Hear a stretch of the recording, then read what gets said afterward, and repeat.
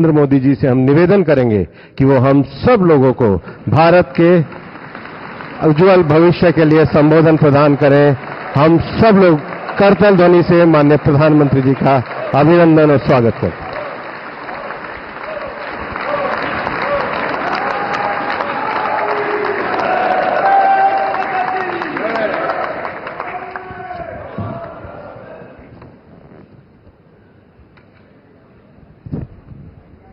भारत माता की, भारत माता की।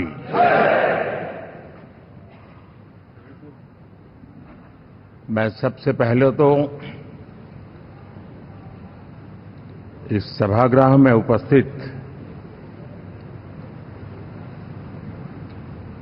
एनडीए घटक दलों के सभी नेतागण, नवनिर्वाचित सभी सांसदगण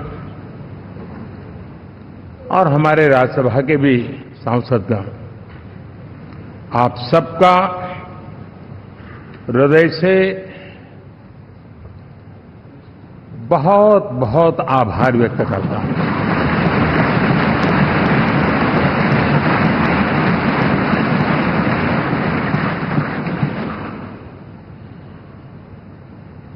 मेरे लिए खुशी की बात है कि इतने बड़े समूह को आज मुझे यहां स्वागत करने का अवसर मिला है।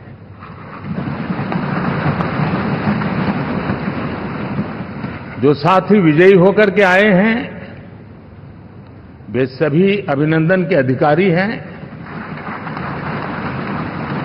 लेकिन जिन लाखों कार्यकर्ताओं ने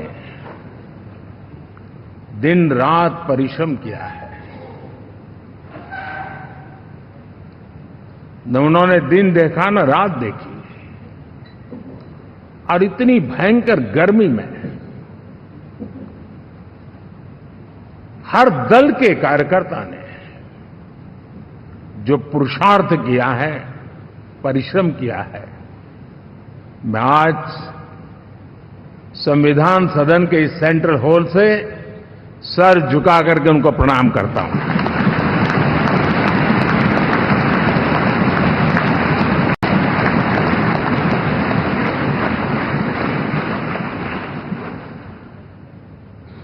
साथियों, मेरा बहुत सौभाग्य है कि एनडीए के नेता के रूप में आप सब साथियों ने सर्वसम्मति से चुन करके मुझे एक नया दायित्व दिया है, और इसके लिए मैं आपका बहुत बहुत आभारी हूं।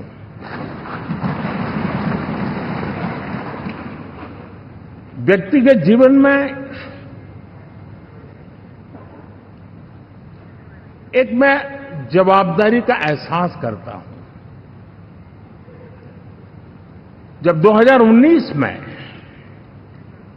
इस सदन में मैं बोल रहा था, आप सबने मुझे नेता के रूप में चुना था, और तब मैंने एक बात पर बल दिया था, विश्वास। आज जब आप मुझे फिर से एक बार ये दायित्व देते हैं, इसका मतलब है कि हम दोनों के बीच, हम आपस में विश्वास का सेतु इतना मजबूत है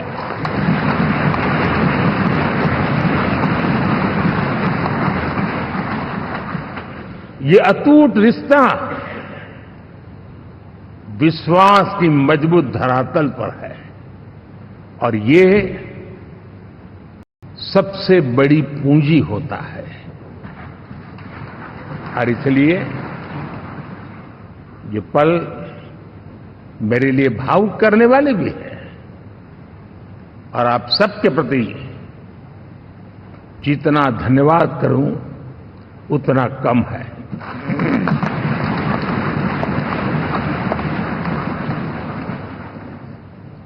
साथियों,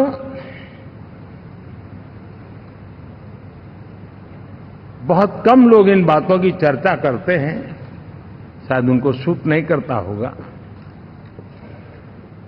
लेकिन हिंदुस्तान के इतने महान लोकतंत्र की ताकत देखिए कि एनडीए आज देश में 22 राज्यों में लोगों ने उनको सरकार बनाकर के सेवा करने का मौका दिया।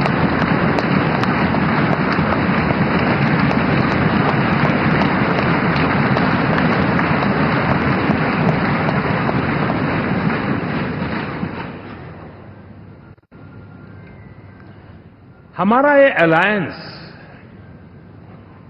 सच्चे अर्थ में भारत की असली जो स्पिरिट है, जो भारत का आत्मा है, भारत की जड़ों में जो रचा बसा है, उसका एक अर्थ में प्रतिबिंब है।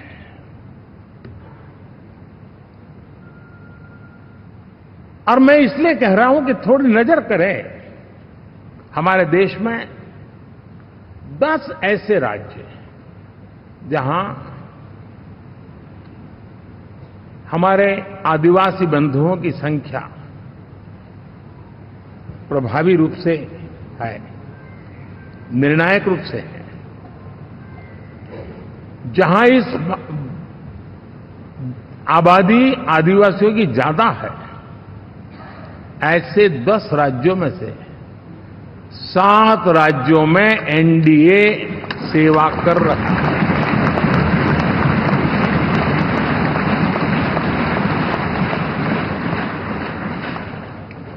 साथियों, हम सर्वपंथ संभाव के हमारे संविधान को समर्पित है और देश में चाहे हमारा गोवा हो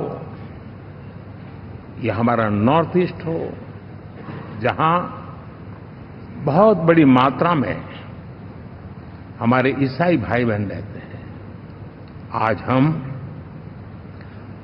उन राज्यों में भी एनडीए के रूप में सेवा का अवसर हमें मिला हुआ है।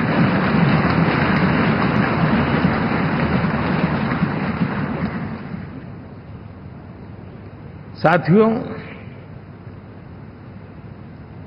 प्री पोल अलायंस हिंदुस्तान के राजनीतिक इतिहास में और हिंदुस्तान की राजनीति में गठबंधन के इतिहास में प्री पोल अलायंस इतना सफल कभी भी नहीं हुआ है जितना कि एनडीए हुआ।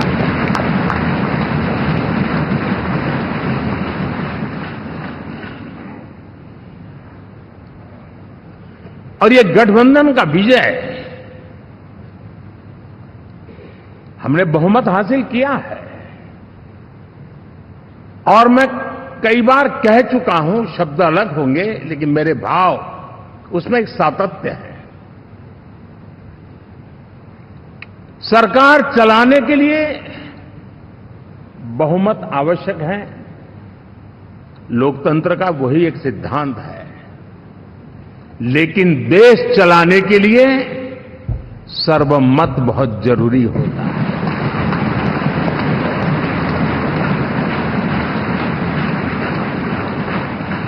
और मैं आज देशवासियों को यहां से विश्वास दिलाना चाहता हूं कि आपने जिस प्रकार से हमें बहुमत देकर के सरकार चलाने का सौभाग्य दिया है, ये हम सबका दायित्व है कि हम सर्वमत का निरंतर प्रयास करेंगे और देश को आगे ले जाने के लिए हम कोई कोर कसर नहीं छोड़ेंगे।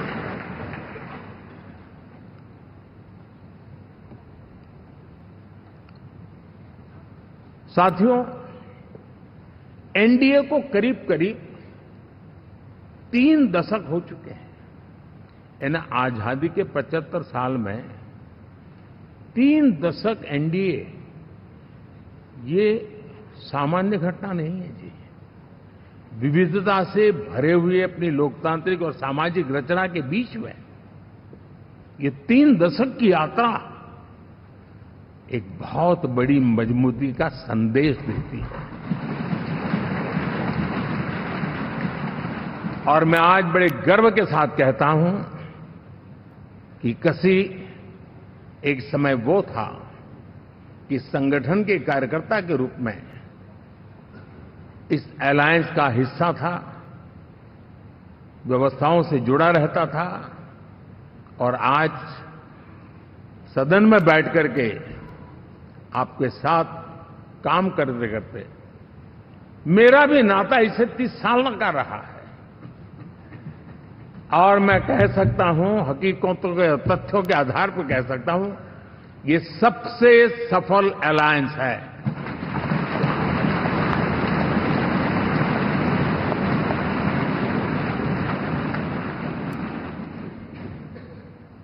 हम गर्व से कह सकते हैं कि 5 साल का टर्म होता है। इस अलायंस ने 30 साल में से 5-5 साल के 3 टर्म सफलतापूर्वक पार किए हैं और अलायंस चौथे टर्म में एंटर कर रहा है।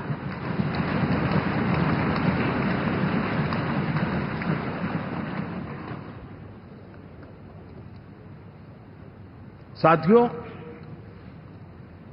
इस बात को जो राजनीति के विशेषज्ञ हैं, अगर मुक्त मन से, मुक्त मन शब्द बहुत महत्व का है, वे सोचेंगे तो पाएंगे कि एनडीए ये सत्ता प्राप्त करने का या सरकार चलाने का कुछ दलों का जमावड़ा नहीं है। ये राष्ट्र प्रथम की मूल भावना से नेशन फर्स्ट के प्रति कमिटेड वैसा ये समूह है। और 30 साल का लंबा कालखंड शुरू में शायद असेंबल हुआ होगा, लेकिन आज मैं कह सकता हूं कि भारत के राजनीतिक व्यवस्था में एक ऑर्गेनिक अलायंस है।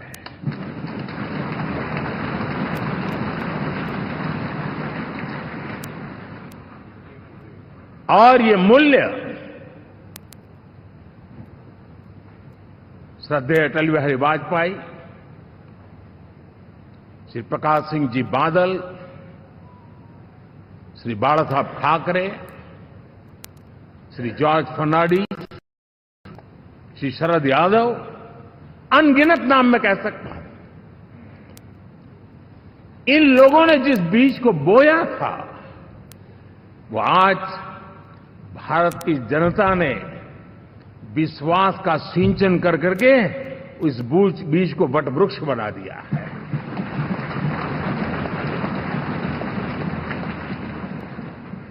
और हम सबके पास ऐसे महान नेताओं की विरासत है और हमें इसका गर्व है। बीते 10 वर्षों में हमने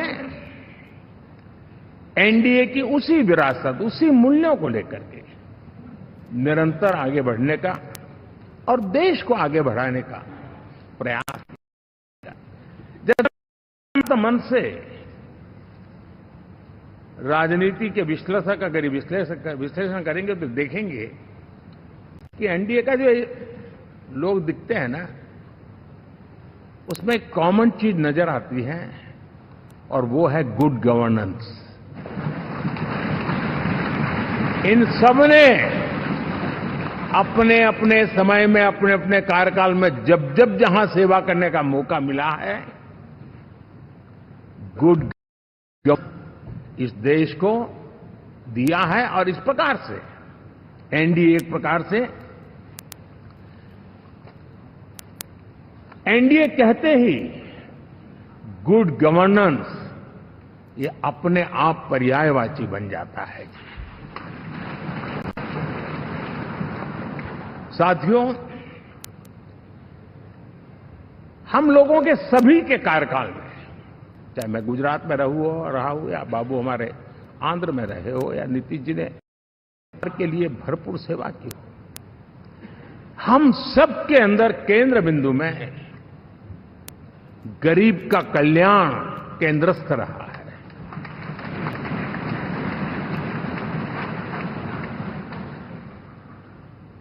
और देश ने एनडीए के गरीब कल्याण के, गुड गवर्नेंस के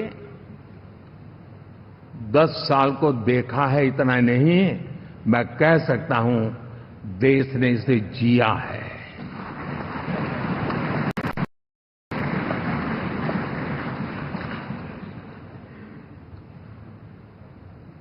जनता जनार्दन ने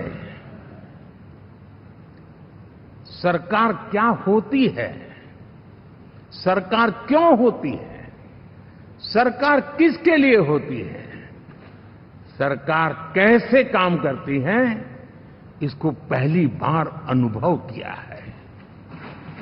वरना जनता और सरकारों के बीच में एक खाई की व्यवस्था ही बनी हुई थी। हमने उसको पाठ दिया है। हमने सबका प्रयास का मंत्र देश को नई ऊंचाई पर ले जाने के लिए चरितार्थ करके देखा है। साथियों, एनडीए सरकार में हम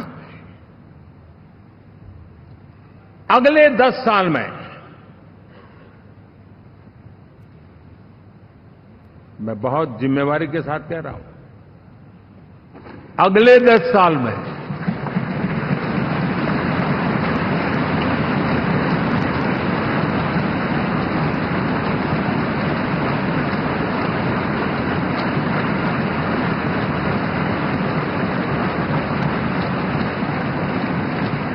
गुड गवर्नेंस,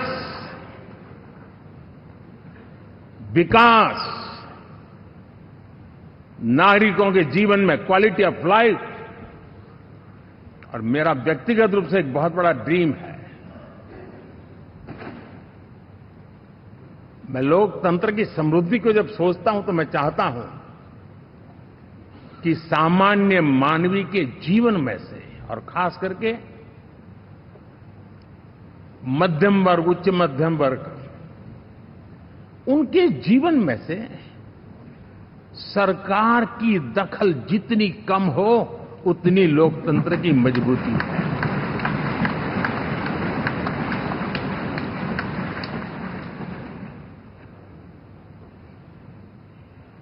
और आज के टेक्नोलॉजी के युग में बहुत आसानी से हम, वरना एक दिन में 10 काम हो तो 10 अलग अलग वो सारी चीजें मांगेंगे। हम बदलाव चाहते हैं। गुड गवर्नेंस का ये भी एक महत्वपूर्ण पहलू है। लेकिन हम विकास का नया अध्याय लिखेंगे, गुड गवर्नेंस का नया अध्याय लिखेंगे, जनता जनार्दन की भागीदारी का नया अध्याय लिखेंगे, और सब मिलकर के विकसित भारत के सपने को साकार करके रहेंगे।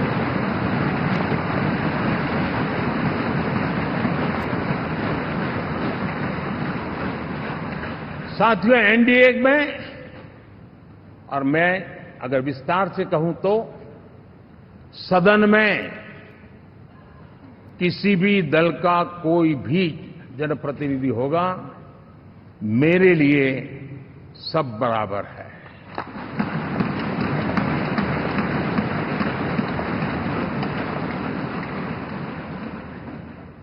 जब मैं सबका प्रयास की बात करता हूं तो मैं सदन में भी, चाहे वो लोकसभा हो या राज्यसभा हो, हमारे लिए सब बराबर है। और यही एक भाव है जिसके कारण 30 साल से एनडीए अलायंस मजबूती के साथ आगे बढ़ा है। अपना पराया कुछ नहीं है। सबको गले लगाने में हमें कभी कोई कमी नहीं रखी है।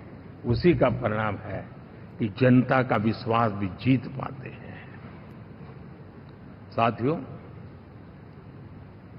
हमने 2024 में जिस टीम भावना से काम किया है और ग्रासरूट लेवल पे किया है, सिर्फ फोटो ऑप करना, नेता मिलकर के हाथ हिलाएं और फिर तुम्हारे रास्ते में मेरे रास्ते, ऐसा नहीं।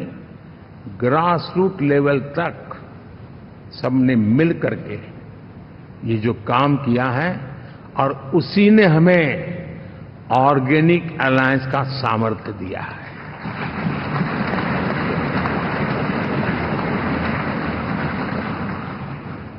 एक दूसरे का सहयोग किया है। हर किसी ने यही सोचा, जहां कम वहां हम। अगर कोई कमी है तो मैं आऊंगा, मैं मेहनत करूंगा, लेकिन तुम्हें कमी नहीं रहने दूंगा। जहां कम वहां हम, ये हर कार्यकर्ता ने जी करके दिखाया है और तभी तो जीत आती है। साथियों, कभी कभी मैं कह सकता हूं कि हमारा 10 साल का अनुभव है, भारत के हर क्षेत्र का और भारत के हर नागरिक का जो एस्पिरेशंस हैं, रीजनल एस्पिरेशंस हैं, वे और नेशनल एस्पिरेशंस, इसका एक अटूट नाता होना चाहिए। इसके बीच में हवा तक गुजर न सके, इतना जुड़ाव होना चाहिए, तब देश आगे बढ़ता है।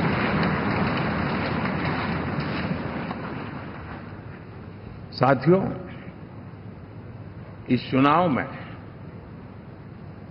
मैं कुछ उल्लेख जरूर करना चाहूंगा जो मेरी नजरिए से मैंने देखा है। दक्षिण भारत में एनडीए ने एक नई राजनीति की नींव मजबूत की है।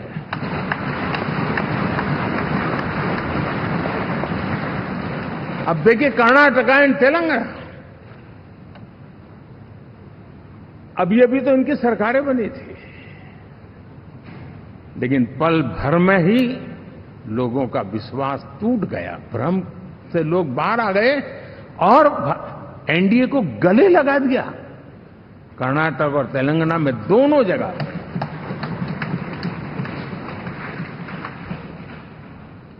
साथियों, तमिलनाडु, मैं तमिलनाडु की टीम को भी बधाई देना चाहूंगा। और वहां हमारा एनडीए समूह बहुत बड़ा भी है और कईयों को पता था कि हम एक साथ एक सीट नहीं लड़ा पाएंगे, लेकिन इस लड़ाई में हम साथ रहेंगे। और मैंने बहुत से एनडीए के साथी तमिलनाडु में ऐसे हैं कि जिनका कोई उम्मीदवार नहीं था, लेकिन इस झंडे को ऊंचा रखने के लिए वो जी जान से जुटे थे। और इसलिए आज तमिलनाडु में भले हम सीट नहीं जीत पाए, लेकिन जिस तेजी से एनडीए का वोट शेयर बढ़ा है, वो साफ साफ संदेश दे रहा है कल में क्या लिखा हुआ है।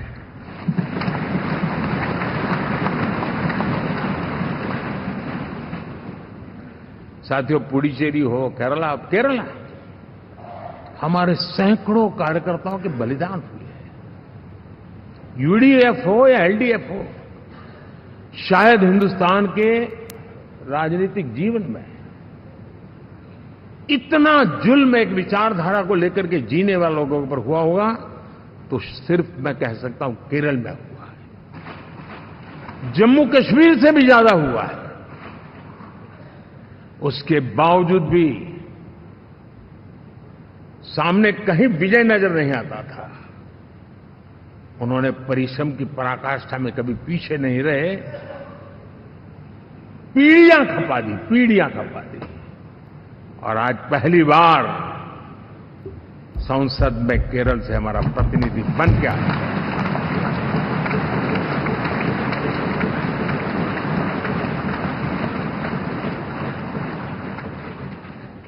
साथियों,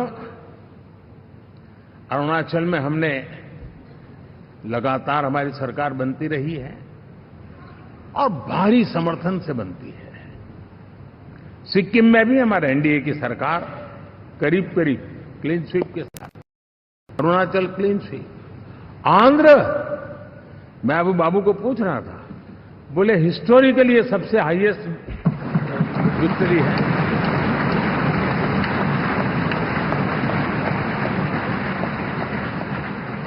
और ये जो यहां दिखता है ना पवन, ये पवन नहीं, ये आंधी है।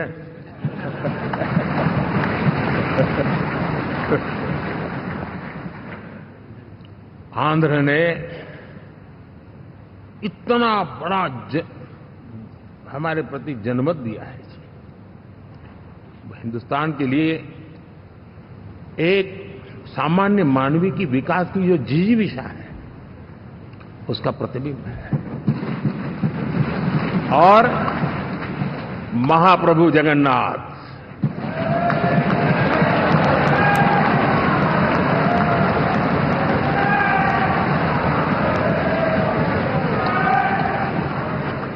और मैंने अनुभव किया हमेशा, मैं हमेशा मानता हूं ईश्वर के अनेक रूप होते हैं, लेकिन जब मैं भगवान महाप्रभु जगन्नाथ जी को याद करता हूं तो मैं हमेशा मानता हूं ये गरीबों के देवता है।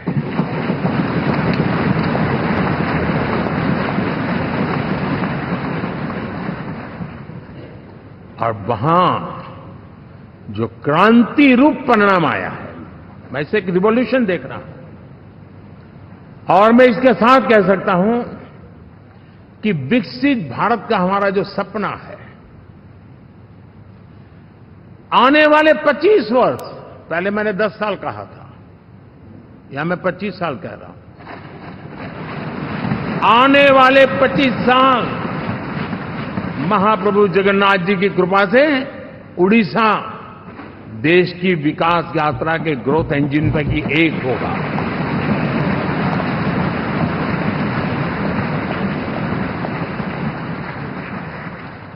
साथियों,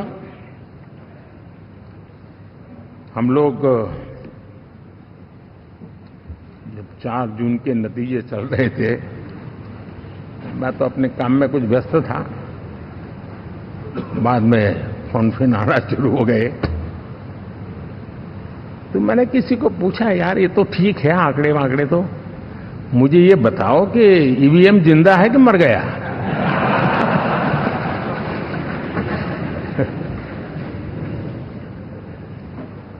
क्योंकि ये लोग तय करके बैठे थे कि भारत के लोकतंत्र और लोकतंत्र की प्रक्रिया के प्रति विश्वास ही लोगों का उठ जाए, और लगातार ईवीएम को गाली देना। और मुझे तो लगता था कि शायद इस बार वो ईवीएम की अर्थी निकाल जुलूस निकालेंगे, लेकिन 4 जून शाम आते आते उनको ताले लग गए, ईवीएम ने उनको चुप कर दिया। ये ताकत है भारत के लोकतंत्र की, ये ताकत है भारत की निष्पक्षता की, ये भारत की ताकत है भारत के चुनावी तंत्र की, चुनाव आयोग की। और मैं मानता हूं कि ये आशा करता हूं कि 5 साल तो अब ईवीएम शायद मुझे नहीं सुनाई देगा, लेकिन जब 29 में हम जाएंगे तो फिर से शायद ईवीएम को लेकर के नाचने की शुरुआत करेंगे, क्योंकि इनके सुधरने की संभावना बहुत कम है। आप देखिए, चुनाव के समय मैंने पहली बार देखा, शायद हर तीसरे दिन इलेक्शन कमीशन के काम में रुकावट आए, इसके लिए सुप्रीम कोर्ट के दरवाजे खटखटाए गए, भांति भांति के एप्लीकेशन, और एक ही टोली थी।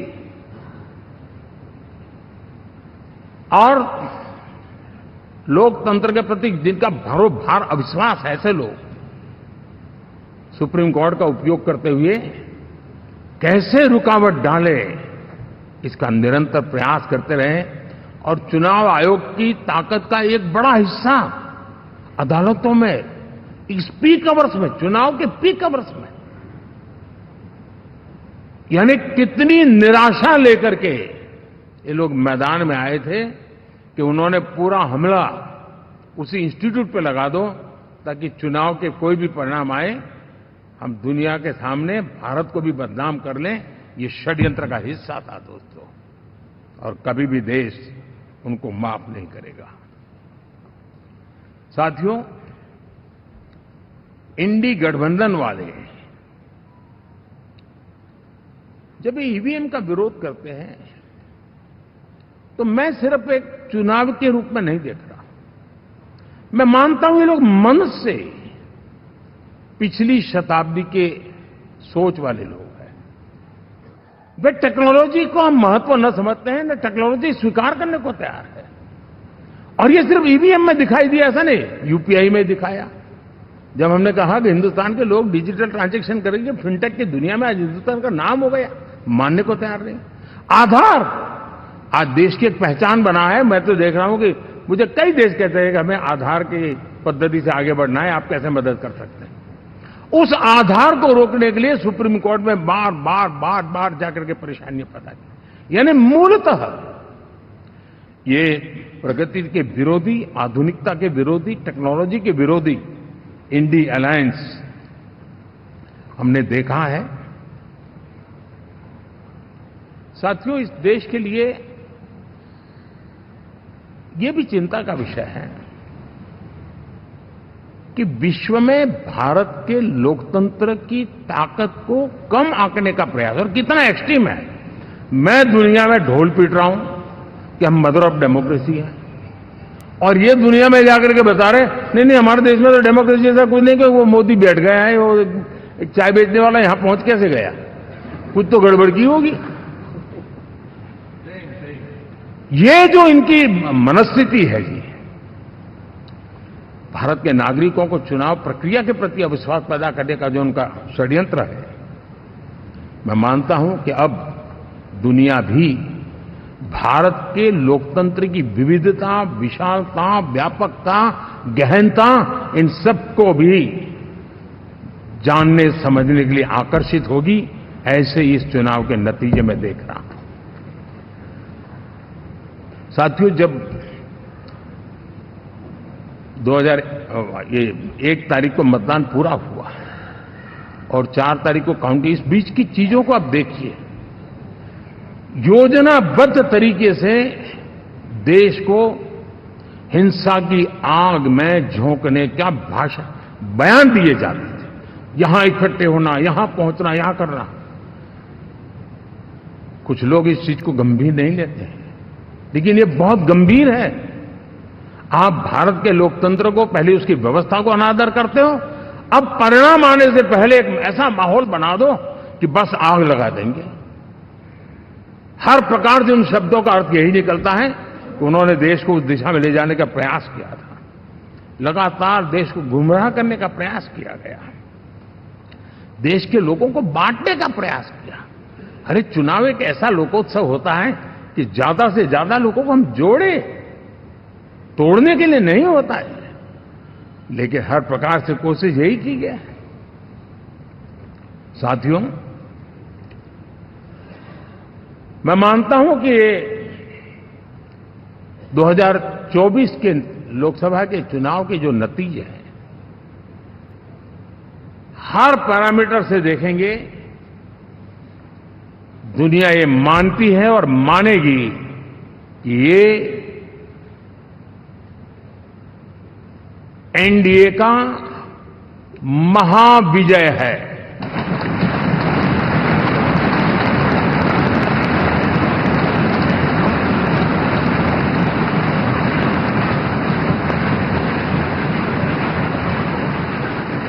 और आपने देखा 2 दिन कैसा चला, जैसे हम तो हार चुके हैं, गए।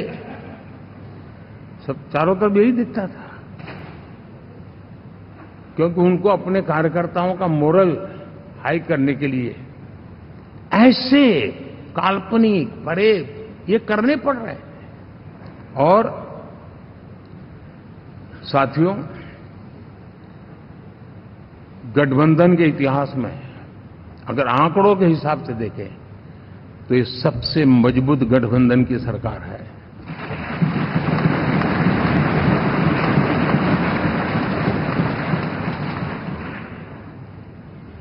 लेकिन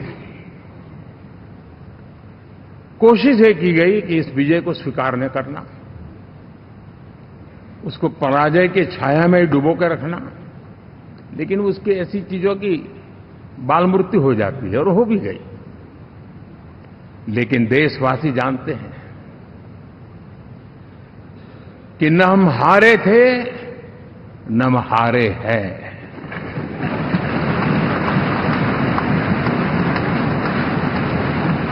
लेकिन 4 तारीख के बाद हमारा जो व्यवहार रहा है वो हमारी वो पहचान बताता है कि हम विजय को पचाना जानते हैं।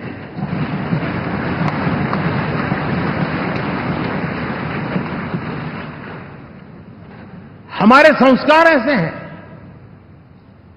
कि विजय की गोद में उन्माद पैदा नहीं होता है और न ही पराजित लोगों के प्रति उपहास करने के हमारे संस्कार हैं। हम विजय को भी पचाते हैं और पराजित का भी उपहास करने की विकृति हम नहीं पालते। ये हमारे संस्कार हैं।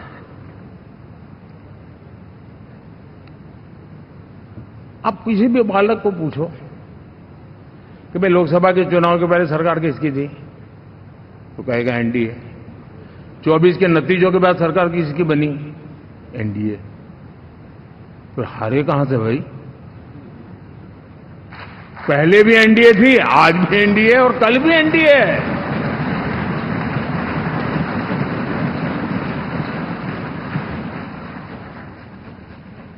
आप सोचिए 10 साल बाद भी कांग्रेस 100 के आंकड़े को नहीं छू पाई।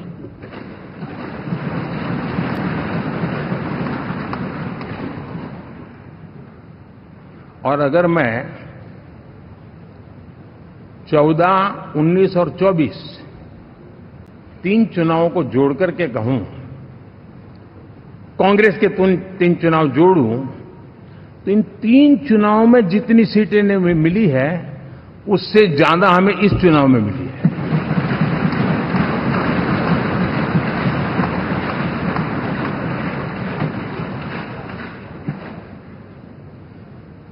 और मैं साफ देख रहा हूं साथियों, एनडीए वालों को अंदाज नहीं है।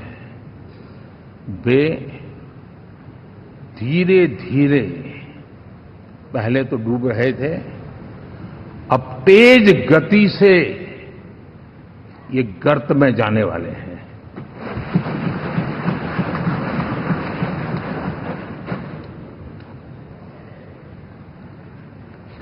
साथियों,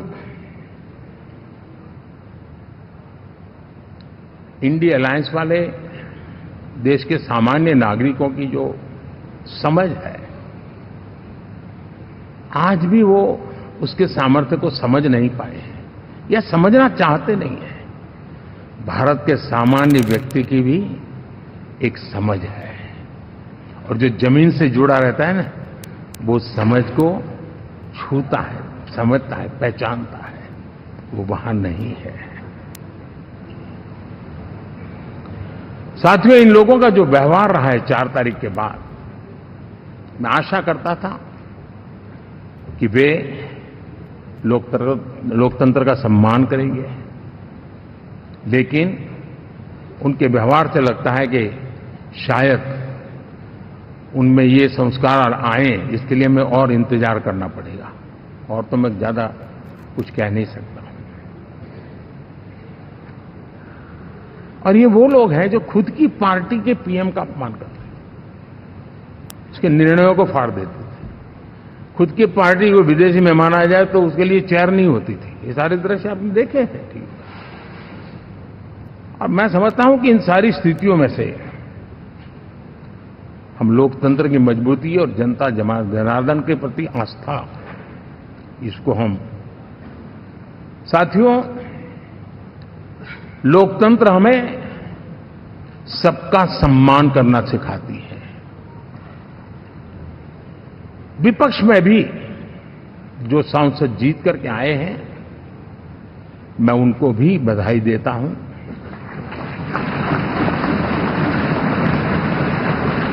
और मैं पिछले 10 वर्ष में एक चीज मिस कर रहा था कि debate, participation, quality of debate मैं मिस कर रहा हूं। लेकिन मैं आशा करता हूं कि अब इस नया जो सदन बना है वो कमी मुझे खलेगी नहीं। शायद हमारे साथी भी राष्ट्रहित की नीयत के साथ सदन में आएंगे और भले वो विपक्ष में बैठे होंगे लेकिन राष्ट्र के विपक्ष में नहीं है, हमारे विपक्ष में है। राष्ट्र में तो हम सब एक ही दिशा में हैं।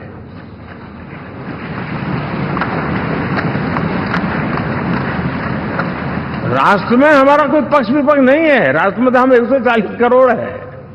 और मैं आशा करता हूं कि वो राष्ट्र हित की भावना को लेकर के सदन में आएंगे और सदन को समृद्धि देने में वे कुछ न कुछ योगदान करेंगे। साथियों, 24 का जनादेश एक बात को बार बार मजबूती दे रहा है, बार बार मजबूती दे रहा है कि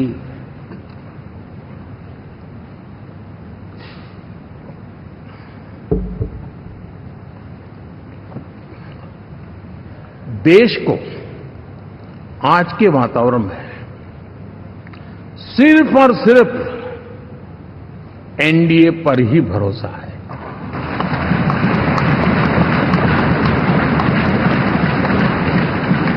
और जब इतना अटूट विश्वास है, इतना भरोसा है, तो स्वाभाविक है देश की अपेक्षाएं भी बढ़ेगी।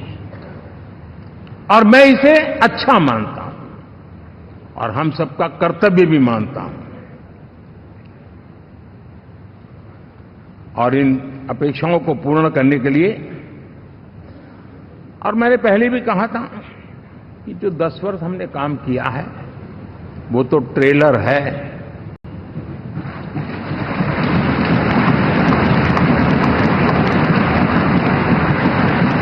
और वो मेरा चुनावी वाक्य नहीं था, ये मेरा कमिटमेंट है।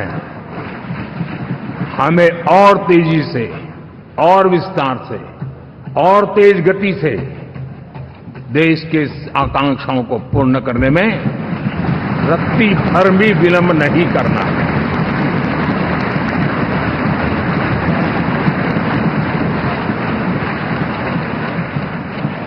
जनता जनार्दन चाहती है हम पहले से ज्यादा डिलीवर करें। जनता चाहती है कि हम खुद ही हमारे पुराने रिकॉर्ड तोड़े। और मैं साथियों एक तरफ एनडीए रखूं, दूसरी तरफ भारत के लोगों के सपने और संकल्पों को रखूं, तो मैं कहूंगा NDA, new India, develop India, aspirational India.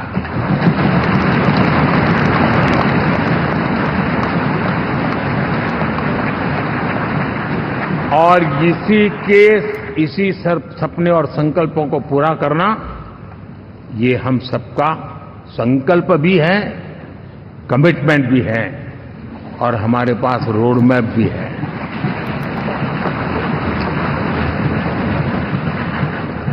साथियों, एनडीए ने हमेशा करप्शन फ्री, रिफॉर्म ओरिएंटेड, स्थिर सरकार देश को दी है। जब जब हमें अवसर मिला हम लोगों ने काम किया है। उसके सामने कांग्रेस नेतृत्व वाली यूपीए, अब उन्होंने पुरानी अपनी छवि सुधारने के लिए नाम बदल दिया, लेकिन पहचान घोटालों की है। आए दिन घोटाले, यही पहचान रही है। और नाम बदलने के बावजूद भी देश उनके घोटालों को नहीं भुला है, उनको नकारा है।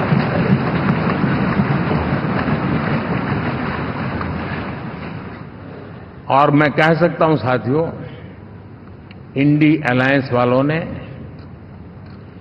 एक व्यक्ति का अपोज करने के वन पॉइंट एजेंडा के कारण देश की जनता ने उनको ही ऑपोजिशन में बिठा दिया है।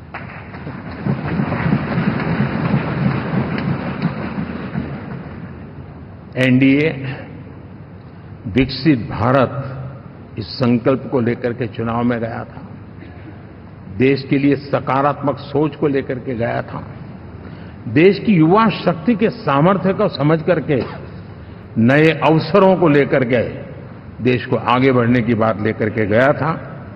जबकि हमारे सामने जो लोग थे वो भ्रम फैलाना, झूठ फैलाना, यही गुमराह करने वाले काम यही करते रहे थे। अब एनडीए और उनका देखें, इवन नामांकन में जाएंगे तो भी आपको देखेगा उनका चुनाव प्रचार, उनका नामांकन, हम लोगों का एक एक दृश्य देख लीजिए और उनका एक एक दृश्य देखिए, कितना बड़ा अंतर है। हर चीज में उनका कैरेक्टर दिखाई देता है। और क्या रहा, फोटो ऑप के लिए तो उन्होंने अलायंस घोषित कर दिया है, लेकिन कितने ही राज्यों में वो आपस में लड़ते रहे हैं, चुनावी जंग में एक दूसरे की पीठ में छुरा भोंकते रहे हैं। कभी उन्होंने कहा कि ये तो हमारा वैचारिक अलायंस है, वो विचार लेवल पर ठीक है, बाकी नीचे तो हमारा अपना हम तैयार करेंगे। और अब फिर उन्होंने कहा कि भाई हम तो सीट के आधार पर अलायंस करेंगे, टोटल न भी करें, ये भी खेल खेला। और अभी अभी तो चुनाव पूरा शुरू कर दिया कि ये तो हमारा अलायंस लोकसभा के चुनाव के लिए ही था, बाद में नहीं है, ये भी शुरू कर दिया। यानी मैंने बहुत पहले कहा था कि आप देख लेना 4 जून के बाद बिखराव शुरू हो जाएगा, और वो शुरू हो चुका है। इसका मतलब ये हुआ कि वो सिर्फ और सिर्फ सत्ता सुख के लिए एक दूसरे का साथ देने की कोशिश करते थे, लेकिन उनमें उनका अगर स्वार्थ निश्चित होता तो साथ देना, वरना नहीं देना, एक कैरेक्टर था। साथियों, ये लोग कितने ही बड़े झूठे बोलते रहे हैं। और आप देखिए, चुनाव के समय उन्होंने देश के सामान्य नागरिक को गुमराह करने के लिए जो पर्चियां बांटी कि ये देंगे और वो देंगे और टिकना देंगे, फलाना देंगे, 2 दिन से मैं देख रहा हूं कि कांग्रेस के दफ्तरों पर लोग कतार लगा के खड़े हैं कि ये पर्ची है, 1 लाख रुपया कहां है, लाओ भाई, मांग रहे हैं लोग। यानी आपने जनता जनार्दन की आंखों में कैसा उनको भ्रमित किया, कैसी आंख में धूल झोंक दी कि वो बेचारा सामान्य नागरिक मान के चलता था, हाँ भाई 4 जून के बाद रुपया मिल जाएगा, इसलिए वो जाके खड़ा रह गया। और अब उसको धक्का मारा जा रहा है, डंडे मारे जा रहे हैं, वहां से निकाला जा रहा है। अब इस प्रकार का चुनाव ये अपने आप में देश के गरीबों का अपमान है, हमारे देश के सामान्य नागरिकों का अपमान है। और कभी भी देश ऐसी हरकतों को न भूलता है, न ही कभी माफ किए बिना माफ कभी करता है।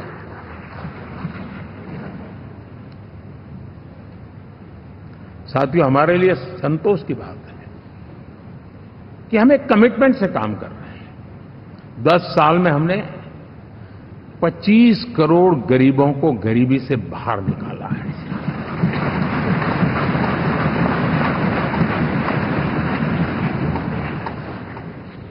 गरीब कल्याण का एक सुरक्षित मजबूत कवच दिया है हमने उसको, और उसके अंदर भी एक नए एस्पिरेशंस पैदा हुए हैं कि हां, अब मुझे गरीब नहीं रहना है, और उसके लिए मुझसे जो हो सके मैं हर अवसर का फायदा उठाऊंगा। 3 करोड़ गरीबों को घर, ये ऐसे कहने का आंकड़ा नहीं है जी, कितनी मेहनत पड़ती है मुझे मालूम है, लेकिन हम सफलतापूर्वक इसको कर पाए हैं। 4 करोड़ लोगों को दे चुके हैं, 3 करोड़ का हम संकल्प लेकर के आज से आगे बढ़ेंगे। यानी ये भी हिम्मत है कि 4 करोड़ देने के बाद जिन परिवारों का विस्तार हुआ है, जरूरत पड़ी है, और राज्यों की भी उसमें इच्छा है, 3 करोड़ नए घर बनाने का संकल्प। 70 वर्ष की आयु से ऊपर के व्यक्तियों को, नागरिकों को 5 लाख रुपए तक इलाज के लिए मुफ्त इलाज की व्यवस्था। मुद्रा योजना के तहत हमारे नौजवानों को कारोबार के लिए 20 लाख तक की उनकी बैंक से उनको लोन मिले, इसकी व्यवस्था, ये मैं समझता हूं कि वायदा हमारे तीसरे कार्यकाल की गारंटियां, सब मैं अभी बताता नहीं हूं, लेकिन इन गारंटियों के प्रति हम कमिटेड हैं और उसे पूर्ण करने के लिए हम कोई कमी नहीं रखेंगे। साथियों, गरीब का सशक्तिकरण और मिडिल क्लास को सुविधा, ये हमारी प्राथमिकता है, क्योंकि मध्यम वर्ग अब इस देश का एक बहुत बड़ा चालक बल है। भारत की ग्रोथ स्टोरी में ये ऐसे ऐसे नए फोर्सेस मैं देख रहा हूं जो हमारी बहुत बड़ी शक्ति बनने वाले हैं, और इसलिए हम उस पर भी उतना ही, और मिडिल क्लास की बचत कैसे बढ़े, सेविंग कैसे बने, उसके लिए, उसकी क्वालिटी ऑफ लाइफ के लिए हम क्या कर सकते हैं, हमारी योजनाओं का विस्तार कैसे किया जाए, हमारे नीति नियमों में बदलाव कैसे किया जाए, उस पर भी हम आने वाले दिनों में काम करते हैं। साथियों, पंचायत से पार्लियामेंट तक हमारी नारी शक्ति की सक्रिय भागीदारी, ये हमारा कमिटमेंट है, और हमने हमारे पिछले कार्यकाल में नारी शक्ति वंदन अधिनियम करके उस बात को हमने आगे बढ़ाया है, और वो दिन दूर नहीं होगा जब हमारे सदन में बहुत बड़ी तादाद में हमारी माताएं बहनें देश का नेतृत्व करती हुई दिखाई देगी।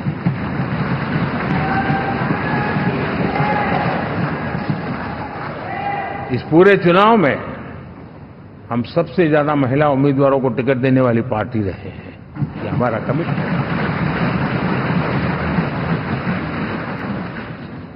हमारी महिला सांसदों को जो आशीर्वाद देश की जनता ने दिया है, मैं इसके लिए विशेष रूप से उनका आभार व्यक्त करता हूं। और साथियों, आपने देखा होगा G20 समिट में दुनिया के सामने एक विषय लेकर के हम बड़े आग्रह से गए हैं, और वो है empowerment of women, development of women. इन सारी बातों को तो हम परिचित हैं। हमने एक नया शिफ्ट किया है, और हम G20 समिट से भी इसको आगे बढ़ा रहे हैं, विमेन लेड डेवलपमेंट।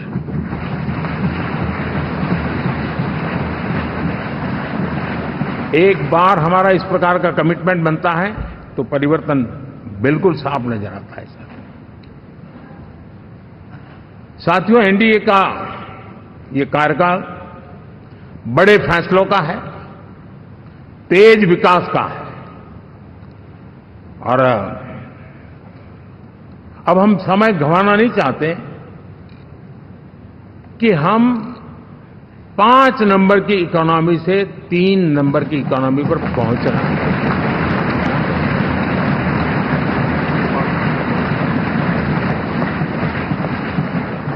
और ये खाली 5 और 3 का आंकड़ा नहीं है, उसके कारण जो अर्थव्यवस्था का कद बन जाता है, वो सामान्य मानवीय की आशा आकांक्षाओं को पूरी करने के लिए सरलता बढ़ जाती है। देश के लिए जो जरूरतें हैं वो आराम से पूरी करने का सामर्थ्य बन जाता है, और इसलिए हम उस दिशा में बड़ी कोशिश करके आगे बढ़ना चाहते हैं। राज्यों का सहयोग भी उसमें उतना ही महत्वपूर्ण है, और भारत के संविधान ने हमने जिस प्रकार का दिशा निर्देश किया है कोऑपरेटिव फेडरलिज्म का, लेकिन मैंने उसमें आग्रह रखा है कॉम्पिटिटिव कोऑपरेटिव फेडरलिज्म। हमारे राज्यों के बीच में भी तंदुरुस्त स्पर्धा हो, राज्य और केंद्र के बीच में भी तंदुरुस्त स्पर्धा हो, हम अच्छा करने की स्पर्धा करें, और उस दिशा में हम आगे बढ़ना चाहते हैं। और हमने देखा है कि जब मैं कॉम्पिटिटिव कोऑपरेटिव फेडरलिज्म की बात करता हूं, आपने देखा G20 समिट हम एक जगह पे कर सकते थे, हम भी मालाएं पहन करके फोटो निकलवा सकते थे, लेकिन हिंदुस्तान के अनेक शहरों में 200 से ज्यादा मीटिंगें हुई, और दुनिया भर के नीति निर्धारक जो कहे G20 देशों के और बाकी भी 5-7 देशों के, वो हिंदुस्तान के कोने कोने में गए, उनके देशों में जाकर के भारत की विविधता, भारत की विशालता, इसकी चर्चा कर रहे हैं। उनके लिए आश्चर्य है। हमने तो दिल्ली आकर के वापस जाते थे, पता ही नहीं था कि देश इतना बड़ा है। तो ये अपनी एक ताकत का परिचय हुआ है। हमने कोविड में देखा, राज्यों के साथ कोऑपरेशन के साथ हमने जिस प्रकार से लड़ाई लड़ी और एक सूत्र में रह करके लड़े, दल किसी का भी हो सरकार में, लेकिन हमने इस काम को किया क्योंकि हमारा कोऑपरेटिव फेडरलिज्म के प्रति कमिटमेंट है। एस्पिरेशनल डिस्ट्रिक्ट एक ऐसा मॉडल है गवर्नेंस का जिसमें राज्य भी उतना ही सक्रियता से हमारे साथ जुड़े हुए हैं।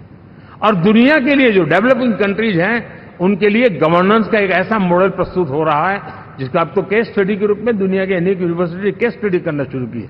अब उसको हम आगे बढ़ाते हुए एस्पिरेशनल ब्लॉक की तरफ ले जा रहे हैं ताकि हमारे ग्रासरूट लेवल पे भी जो वीक एरियाज हैं, जहां सुविधाएं अभी सामान्य एवरेज से भी नीचे हैं, उसको हम जल्दी से जल्दी उस स्टेट की एवरेज तक लाना चाहते हैं। देश का रीजन कोई भी क्षेत्र हो, सर्वांगीण विकास को लेकर के हम चले हैं। साथियों, गत 10 वर्ष में इंफ्रास्ट्रक्चर के क्षेत्र में हमने एक बहुत बड़ा यानी सोचने में भी बदलाव लाए। जमीन पर तो लाए, वरना हमारे देश में सोचा चलेगा यार, अरे एक बार कर लो ना, उस सहारे में से बदलाव नहीं। अब तो अच्छा ही चाहिए, बड़ा ही चाहिए, जल्दी से जल्दी पहुंचाने वाला चाहिए। सामान्य मानवीय के मन को हमने इससे प्रेरित भी किया है और पुरुषार्थ करके हमने उस दिशा में काम किया है। 5 साल में हमें गति शक्ति यानी इस प्रकार के प्लेटफॉर्म पर जो काम किया है, जो काम 6-6, 8-8 महीने तक नहीं होता था, वो आज 15-20 दिन में कर सकते हैं। सर, टेक्नोलॉजी का उपयोग करके हम काम कर रहे हैं। और ये जब होता है तो उसका मूल फायदा देश के नौजवानों के लिए रोजगार के अति अवसर बन जाते हैं। उनके लिए जीवन में सिलेक्शन के लिए बहुत बड़ा दायरा बढ़ जाता है। और वो हमें साथियों, आज भारत दुनिया में विश्व के लिए एक नया मैन्युफैक्चरिंग हब के रूप में उभर रहा है। और जब हम मैन्युफैक्चरिंग हब कह रहे हैं तब सिर्फ इलेक्ट्रॉनिक गुड्स या सर्विसेज की मैं बात नहीं कर रहा हूं। मैं फूड प्रोसेसिंग में भी आज दुनिया में हम बहुत तेजी से आगे बढ़ रहे हैं और वो भारत के किसानों को बहुत बड़ी ताकत देने वाला है। उसी प्रकार से स्पेस हो, आर्टिफिशियल इंटेलिजेंस हो, स्टार्टअप्स की बात हो, स्किल जॉब अपॉर्चुनिटीज की बात हो, आज भारत बहुत तेजी से आगे बढ़ेगा, बढ़ रहा है, ये मेरा विश्वास है। साथियों, मुद्रा योजना, ड्रोन दीदी, विश्वकर्मा योजना, इसने भी नई संभावनाओं को जन्म दिया है। साथियों, हमारी संस्कृति, हमारी विरासत, उसके प्रति हम जितना ध्यान केंद्रित करेंगे, दुनिया के लिए आकर्षण का केंद्र बनेगा। और इसलिए हम उन दिशा में, और मैं मानता हूं भारत के लिए टूरिज्म एक ऐसा एवेन्यू है जो गत शताब्दी में हमें कभी, यानी आज से लेकर के पीछे के 100 साल में कहूं, ऐसा अवसर नहीं मिला है जैसा आने वाले 25 साल में मिलने वाला है। दुनिया भारत की तरफ मुड़ने वाली है। अब हमारा काम है हम इसके लिए आवश्यक व्यवस्थाओं को विकसित करें। हमारी विरासत के प्रति हम हमारा पर्यटन का विकास करते हुए एक विन विन सिचुएशन का हम फायदा उठाएं और उसमें बहुत अधिक निवेश की संभावनाएं मैं देखता हूं। और ये ऐसा क्षेत्र है जिसमें हर स्तर के लोग कमाते हैं। गरीब से गरीब आदमी भी कमाता है और बड़ी बड़ी होटल वाला भी कमाता है। हर कोई इसमें कमाता है और हमने टूरिज्म के हम बल देना चाहते हैं। बहुत पोटेंशियल है। आज जो इंफ्रास्ट्रक्चर के क्षेत्र खुले हैं, इसका फायदा इसको मिलता है। एयरवे हो, रेलवे हो, हमारे एक्सप्रेस वे हो, ये हमारा यातायात जितना बेहतर हो और हमारा डिजिटल कनेक्टिविटी का जो काम है, ये इसके लिए एक बहुत बड़ा पॉजिटिव ग्राउंड तैयार कर रहा है और जिसका फायदा मिलने वाला है। और जो वोकल फॉर लोकल और रीजनल टूरिज्म, इसको एक बल देने का काम है। साथियों, अब दुनिया एक नए युग में प्रवेश रही है। जिस समय औद्योगिक क्रांति हुई, उस समय हम गुलामी के दौर से गुजर रहे थे। तो औद्योगिक क्रांति का जितना फायदा लेना चाहिए हम नहीं ले पाए। अब एक नया युग शुरू हो रहा है, हरित युग, ग्रीन एरा। भारत के पास बहुत संभावनाएं हैं इसका नेतृत्व करने की। और हम इसके लिए आने वाले दिनों में ग्रीन हाइड्रोजन की बात हो, ग्रीन एनर्जी हो, या ग्रीन जॉब्स हो, या ग्रीन मोबिलिटी हो, इन सारे विषयों को हम इतनी तेजी से आगे बढ़ाना चाहते हैं ताकि इस हरित युग का नेतृत्व दुनिया में भारत का सामर्थ्य सिद्ध कर दें, ये हम चाहते हैं। साथियों, इसी सिलसिले में इस 5 जून को जब पर्यावरण दिवस था, 4 जून को नतीजे आ गए थे, तो उसी दिन मेरे मन में एक विचार आया कि कार्यक्रम 5 जून को हमने आरंभ किया, एक पेड़ मां के नाम। हर किसी को मां के प्रति श्रद्धा होती है, और मैं भी देशवासियों को कहूंगा कि आने वाले समय में कभी आपकी माताजी का जन्मदिन हो, क्या कोई और शुभ दिन हो, अपनी मां के नाम पर एक पेड़ लगाइए, और मां जीवित है तो साथ लेकर जाइए, उनकी फोटो आप सोशल मीडिया में अपलोड कीजिए, और मां नहीं है तो उनकी फोटो रख करके एक पेड़ लगाइए, और वो अपनी मां का भी सम्मान होगा और धरती मां की सेवा होगी। हम इन 2 माताओं की सेवा करें। साथियों, एनडीए, अब भारत आइसोलेशन में नहीं जी सकता। वैश्विक परिवेश में भारत की भूमिका दिनों दिन बहुत बढ़ती चली जा रही है। 2014 में जब एनडीए की सरकार बनी, पूरे विश्व में उसी एक पल से एक नया जिज्ञासा पैदा हुई, थोड़ी आशा के संकेत उनको नजर आने लगे, और फिर उस बदलाव बहुत बड़ा तेजी से आया। और पिछले 10 वर्ष में भारत ने जिन कामों को बढ़ लिया है, आज भारत की छवि विश्व बंधु की बन चुकी है। दोस्तों, विश्व हमें एक बंधु के रूप में स्वीकार कर रहा है, और जब दुनिया हमें विश्व बंधु के रूप में स्वीकारती है तो हमारी वैश्विक जिम्मेवारियों को भी हमने हमारे आने वाले रोड मैप में महत्व देना ही होगा। और भारत की सफल विदेश नीति ने अच्छे परिणाम भी दिए हैं।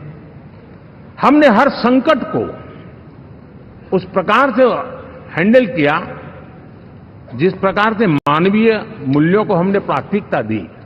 उसका परिणाम है कि सामान्य मानवी के मन में ये विश्व बंधु वाला भाव बहुत मजबूत हुआ, और भारत का सेवा भाव का जो कैरेक्टर है उसको विश्व ने पहचाना है।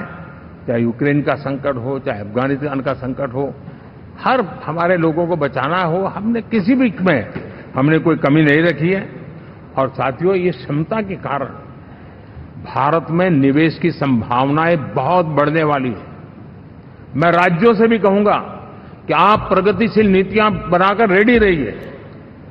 विश्व आज आपके आंगन पे दरवाजे पर दस्तक दे रहा है, और जो राज्य ज्यादा स्पष्ट नीतियों के साथ आएगा, जो राज्य उन कंपनियां विदेशी आने वाले लोगों को ठीक से हैंडल करेगा, उसको बेनिफिट मिलने ही वाला है। और भारत ने जो नीतियां बनाई है, भारत ने जो वातावरण बनाया है, उसका लाभ भारत के हर राज्य को मिलना चाहिए, और उस दिशा में हम तेजी से काम करना चाहते हैं। साथियों, हमने G20 समिट में देखा है, दुनिया का भारत के प्रति नजरिया बदला है। जो लोग इन चीजों को माइन्यूटली देखते होंगे उनको पता होगा कि G20 एक प्रकार से कई संकटों से गुजर रहा था। उतार चढ़ाव आते रहते थे, बिखराव भी नजर आ रहा था, लेकिन भारत में G20 आने के बाद नए प्राण से भर गया है, नया सामर्थ्य आ गया है। और ये भारत की ताकत है कि उसने पूरे विश्व को जोड़ने में G20 के माध्यम से बहुत बड़ा काम किया है। और उसके इन दिनों भी जो परिणाम आए, इसके बाद मेरा काफी समय विदेश के सरकारों से फोन अभिनंदन स्वीकार करने में गया, और शायद मैं 2014 में 19 में भी ऐसा अनुभव नहीं था जितना इस बार फ्लो है। दुनिया के करीब करीब, अब नाम ले, उसने भारत को शुभेच्छा व्यक्त की है या बात करने की कोशिश की है। यानी ये वैश्विक जो हमारा ताकत है उसका परिचय करवा रहा है और उसके कारण मैं मानता हूं कि विश्व में हमारा सम्मान और साथ साथ भारत में निवेश, ये दोनों संभावनाएं बढ़ रही है। साथियों, हमारे संविधान का 75वां वर्ष है।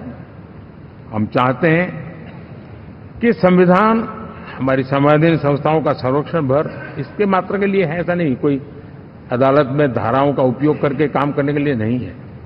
ये एक हमारी भावना है, हमारा स्पिरिट है और हमें इस 75 साल को ऐसे मनाना है ताकि हम संविधान के स्पिरिट को जन जन तक पहुंचाएं। हर जन को संविधान की जो भावना है, कर्तव्य की भावना है, अनेक बात ऐसे इस बात है, उन सब प्रति समर्पण उसका बढ़े, उस दिशा में हम काम करना चाहते हैं। साथियों, छत्रपति शिवाजी महाराज के राज्याभिषेक के 350 वर्ष के उत्सव में देश आज रंगा हुआ है और हमारे लिए सबसे बड़ी प्रेरणा है क्योंकि उसमें राष्ट्र प्रथम की भावना है। छत्रपति शिवाजी महाराज को याद करते ही राष्ट्र प्रथम की भावना हमें मजबूती देती है और इसलिए हम देश में इसी एजेंडा को आगे रखते हुए और जब इसी समय 350 साल का पर्व आया है तो हमें अपनी पॉलिसी और परफॉर्मेंस और सामान्य मानवीय का जीवन बेहतर करना है, उसमें जरा भी विलंब नहीं करना है। साथियों, विकास की सारी तैयारियां, रोड मैप लेकर को हम चलेंगे ही, चल रहे हैं, लेकिन साथ साथ हम नए नए सांसद आए हैं, कुछ पुराने सांसद हैं, कुछ ज्यादा अनुभवी सांसद भी हैं। आप देखते हैं कि इन दिनों पिछले 2 दिन से आप टीवी पे देखते होंगे, एक भी सच्चाई मुझे उसमें नजर नहीं आई। कोई ये कह रहा है, कोई वो कह रहा था, सब मैंने कहा भी जरा पूछो तो ये जानकारी लाते कहां से, गपगोले चला रहे, किसी के खाते में कुछ भी डाल करके चल रहा है। तो मतलब ये थोड़े दिन, क्योंकि 10 साल से ऐसे अवसर नहीं मिले हैं, तो शायद ये उबाल जरा ज्यादा रहेगा। लेकिन आप मान के चलिए जी, ऐसे लोग कोई पहुंचेंगे, बस साहब बड़ा अच्छा संबंध है, मंत्री में आपका नंबर कर सकता हूं, आया, हमें भी पता नहीं होता यार, हो सकता है मिनिस्टर बनने का ये रास्ता होगा तो हम भी गलती से उसका हाथ पकड़ लेते हैं और वो पता नहीं वो किस खाई में डुबो देता है। कभी कभी तो शायद अब तो टेक्नोलॉजी ऐसी है कि हो सकता है मेरे सिग्नेचर से कोई लिस्ट बाहर निकल जाए कि ये मंत्री बन गए, हो सकता है कोई बुद्धिमान डिपार्टमेंट भी बांट दे। तो आजकल कई लोग सरकार बनाने में लगे हुए हैं, मंत्री पद बांट रहे हैं, पद बांट रहे हैं, व्यवस्था बांट रहे हैं। मैं आपसे आग्रहपूर्वक कहता हूं, और जो मोदी को जानते हैं, ये सारे प्रयास निरर्थक है। वे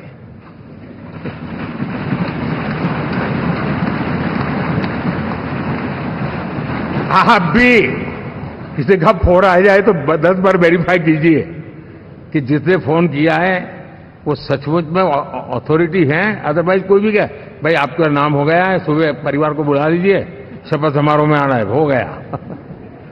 तो ऐसी गपबाजी करने वाली एक बहुत बड़ी फौज रहती है। कुछ लोग आदतन करते रहते हैं, कुछ लोगों को मजाक आती है लेकर, और कुछ लोग बदइरादे से करते हैं। मेरा सभी सांसदों से आग्रह है कि हम इन सारे षड्यंत्रों का शिकार न बने।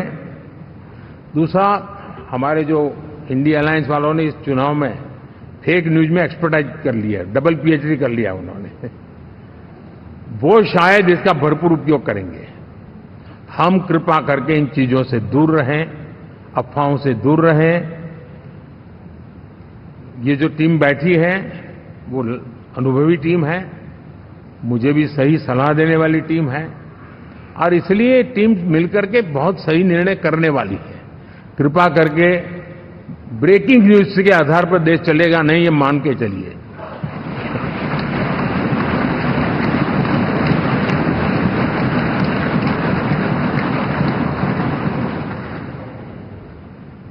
साथियों, विकसित भारत का संकल्प लेकर के हम चले हैं। 3 नंबर की इकोनॉमी पहुंच रहा मैं जानता हूं। निश्चित रोड मैप के साथ उसको हम पार करने वाले हैं। और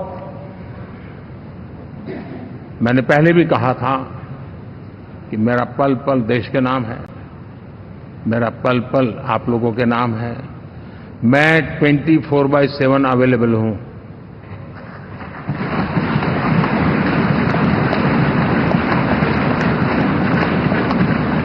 हमें मिलकर के देश को आगे बढ़ाना है।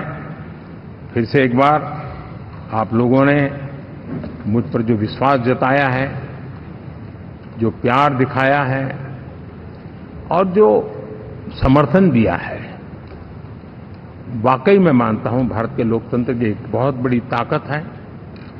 मैं जितना आपका आभार व्यक्त करूं उतना कम, और मैं विश्वास दिलाता हूं कि मैं आपकी आशा अपेक्षाओं को पूरी करने में, परिश्रम करने में कोई कमी नहीं रखूंगा।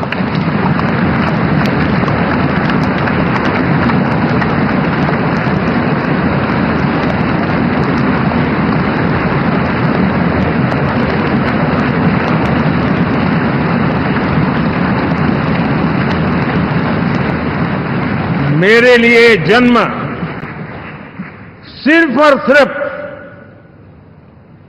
वन लाइफ वन मिशन, और वो है मेरी भारत माता। ये मिशन है 140 करोड़ देशवासियों के सपनों को पूरा करने के लिए खप जाना।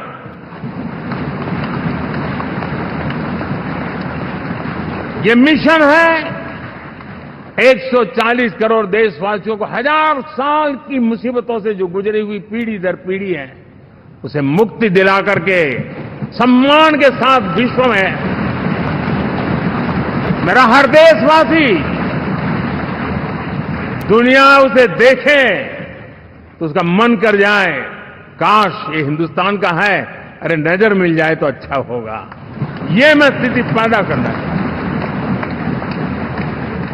उसका मन लालायित होना चाहिए, हिंदुस्तानी है, अरे यार जरा हाथ मिला लूं, कुछ एनर्जी मुझे भी आ जाए।